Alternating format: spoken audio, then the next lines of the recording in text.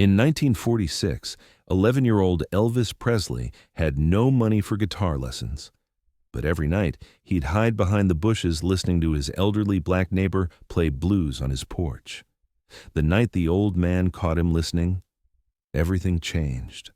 What happened next would shape music history and prove that art has no color. It was a sweltering Mississippi summer in 1946, and the Presley family was living in a shotgun shack in Tupelo that was barely big enough for 3 people. Money was so tight that some nights they ate flour gravy for dinner because there was nothing else.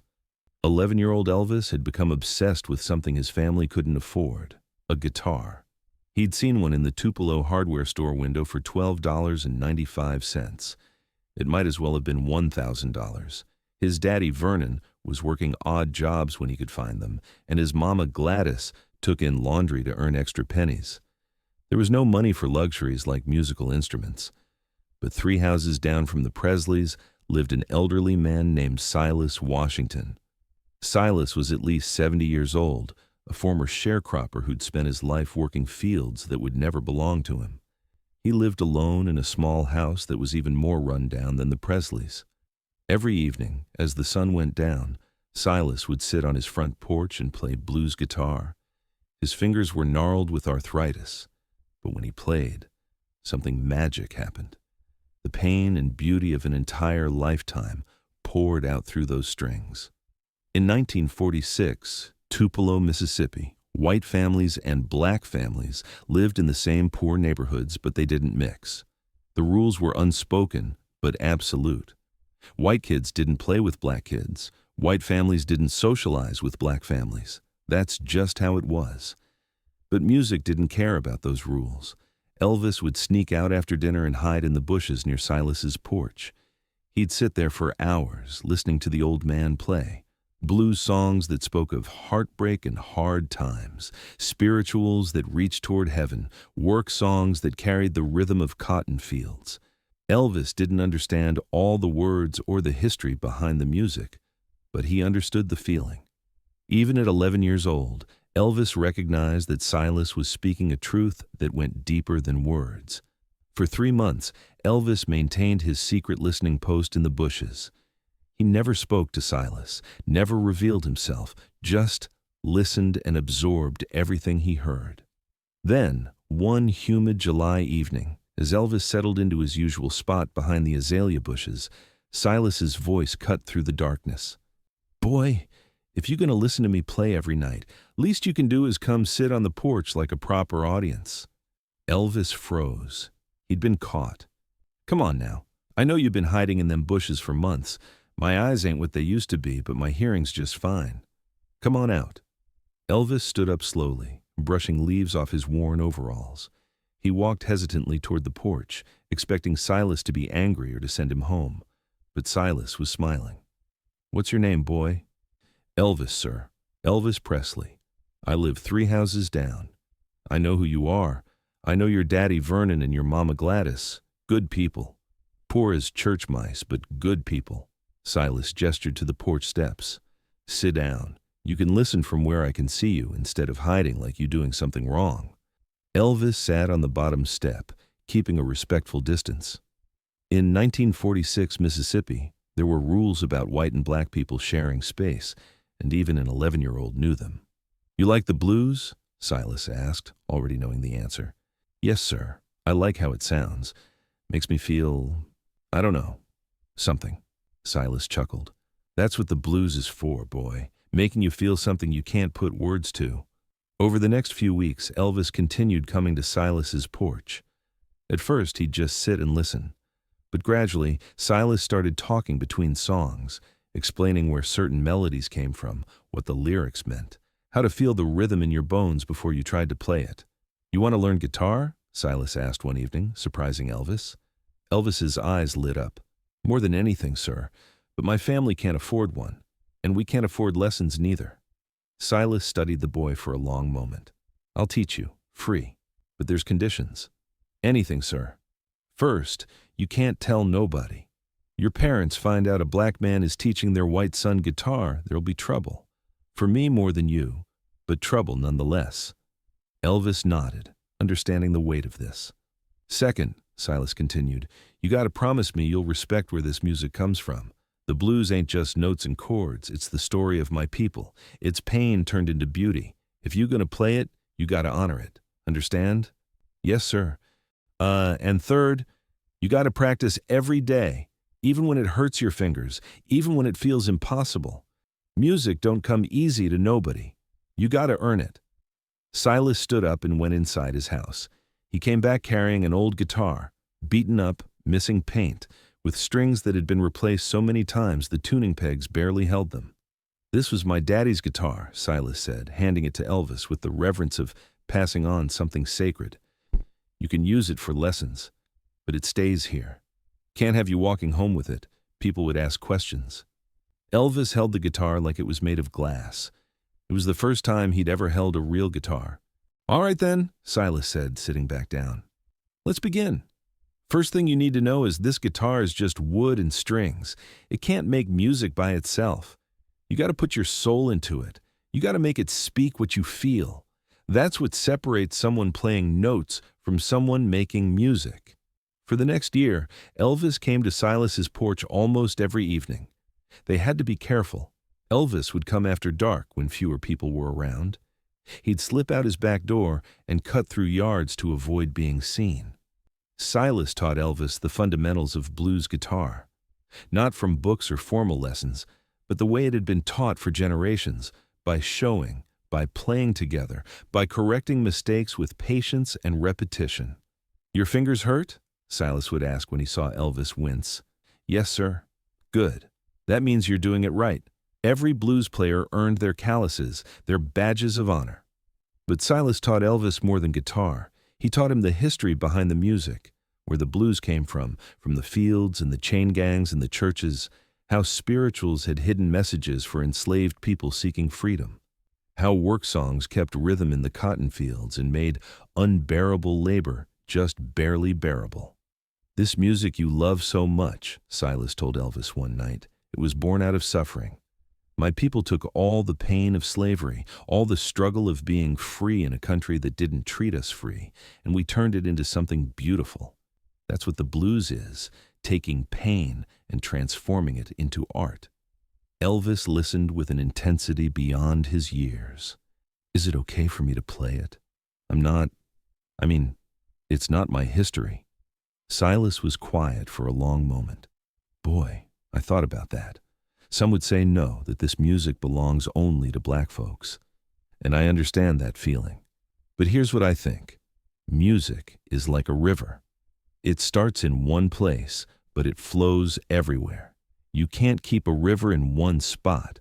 And if you love this music, truly love it and respect it, then you have a right to play it. Just don't forget where it came from. Don't pretend you invented it. Honor the source. Elvis nodded solemnly. I will, sir. I promise. By the summer of 1947, Elvis could play basic blues progressions, pick simple melodies, and had started developing his own feel for the music. Silas would play a progression, and Elvis would respond, their guitars having a conversation across the porch. You got something special, boy, Silas told him one evening. You play like you're feeling it, not just thinking it. That's rare. That's the difference between good and great. But their lessons couldn't last forever. In September 1947, 12-year-old Elvis heard Silas coughing badly during a lesson. The old man tried to hide it, but it was clear something was wrong. You okay, Mr. Silas? Just old age, boy. Body wearing out. Happens to all of us eventually. Over the next few months, Silas's health declined. He still sat on his porch most evenings, but he played less and less. Some nights he just sat there, too tired or sick to even pick up the guitar. Elvis would still come, but now instead of learning, he'd just sit with Silas. Sometimes they'd talk.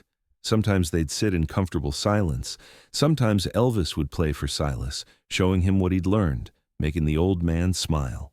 You're going to be something, Elvis, Silas said one cold November evening.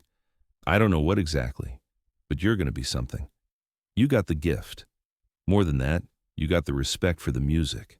That's what matters most. On December 3rd, 1947, Silas Washington passed away in his sleep. He was 73 years old. The funeral was held at the Black Baptist Church on the other side of Tupelo. Elvis wanted desperately to go, to pay his respects to the man who'd given him so much. But he couldn't. A white boy at a black funeral would cause talk, would raise questions, might even cause trouble for Silas's family. So Elvis sat on his own porch the day of the funeral, crying for a teacher and friend he couldn't publicly acknowledge. 3 days later, a black woman knocked on the Presleys' door. She introduced herself as Silas's daughter, Clara, who'd come from Memphis to settle her father's affairs. "My father left something for the Presley boy," Clara told Gladys, who'd answered the door. Clara handed Gladys a package wrapped in old cloth. "Daddy said if anything happened to him, this needed to go to Elvis. He said the boy would understand." After Clara left, Elvis unwrapped the package with trembling hands. Inside was Silas's guitar, the one Elvis had been learning on for more than a year. Taped to the guitar was a note in Silas's shaky handwriting. "Elvis, this guitar is yours now. My daddy gave it to me, and I'm giving it to you. Not because you're the best player I ever taught, but because you respected what I taught you. You listened with your heart, not just your ears. Keep playing, keep learning. And remember, music don't see color, it just sees truth. Make something beautiful with this. Your friend always, Silas." Elvis hugged that guitar and cried. Gladys and Vernon finally understood that their son had been receiving secret guitar lessons. They should have been angry about the deception, about the breaking of social rules. But they saw how much Silas had meant to their son, and they let it be. Elvis kept that guitar for the rest of his life. He never played it on stage. He never showed it to reporters or fans. It was too precious, too personal. He kept it in a special case at Graceland, and sometimes, when he was alone and struggling with the weight of fame, he'd take it out and play it, remembering a kind old man on a porch in Tupelo who'd taught him that music was bigger than the rules that tried to divide people. In 1956, when Elvis was the biggest star in America, a journalist asked him who his main musical influences were. Elvis listed several white country singers that the journalist expected. Then he added, "But the man who taught me to really feel the guitar was a blues player in Tupelo. Name was Silas Washington. Nobody ever heard of him, but he was the best guitarist I ever knew." The journalist didn't print that quote. In 1956, America, a white rock and roll star crediting a black blues musician, didn't fit the narrative people wanted to hear. But Elvis kept saying it anyway, in interview after interview. He talked about the blues, about R&B, about the black musicians who'd influenced him. He insisted that rock and roll came from black music, that he was just synthesizing what he'd learned. Some people accused him of appropriation, of stealing black music and making money from it. Others celebrated him for breaking down racial barriers in music. Elvis found himself caught in the middle, trying to honor what Silas had taught him while navigating a society that didn't want to acknowledge where the music really came from. In the 1970s, during one of his last interviews, Elvis was asked if he had any regrets about his career. "I regret that Silas Washington never got to see what became of the boy he taught to play guitar," Elvis said. "He died when I was 12, before I ever made a record, before anyone knew my name. I wish I could have thanked him properly. I wish the world could have known his name the way they know mine." The interviewer asked what Silas had taught him that was so important. "He taught me that music is sacred," Elvis replied, "that it comes from real pain and real joy and real human experience, that you can't just play the notes, you have to feel the history behind them. And he taught me that the color of your skin don't matter when it comes to music. Music sees the soul, not the skin." After Elvis died in 1977, his estate cataloged everything at Graceland. Among his possessions was a battered guitar in a locked case. Attached to the case was a note in Elvis's handwriting, "Do not sell, do not display. This is private. This guitar belonged to Silas Washington of Tupelo, Mississippi, who taught me that music has no color. It stays with the family." Today, that guitar remains at Graceland, exactly as Elvis specified. It's not in the public tour. It's not in the museum. It's kept in the family's private archives, a reminder of where Elvis's journey really began. Some music historians have tried to track down information about Silas Washington. There's not much to find.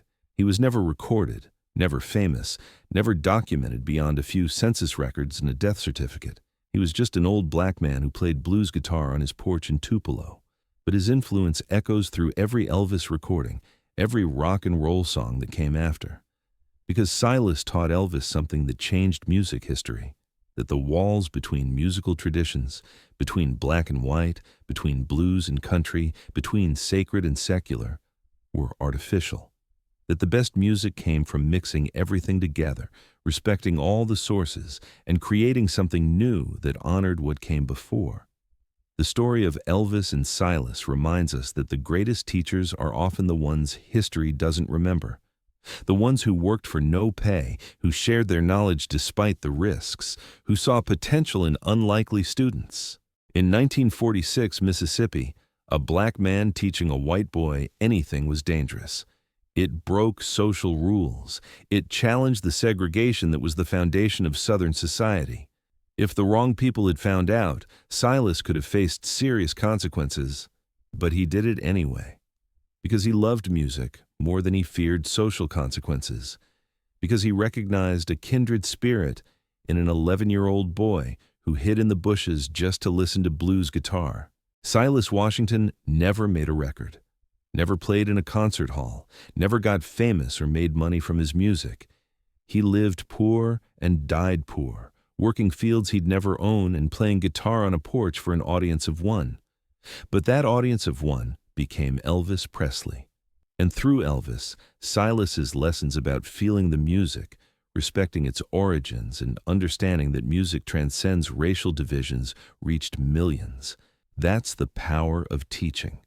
That's the impact one person can have by sharing what they know with someone who's hungry to learn.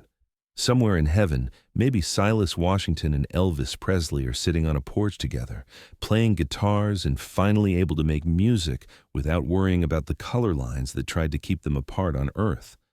And maybe that's how it should have been all along. Just two people who loved music, sharing what they knew, creating something beautiful together. Because music, real music, doesn't see color. It just sees truth. If this story of crossing boundaries and honoring teachers moved you, subscribe and share it. Who taught you something that changed your life? Let us know in the comments. And hit that notification bell for more true stories about the hidden teachers who shaped history.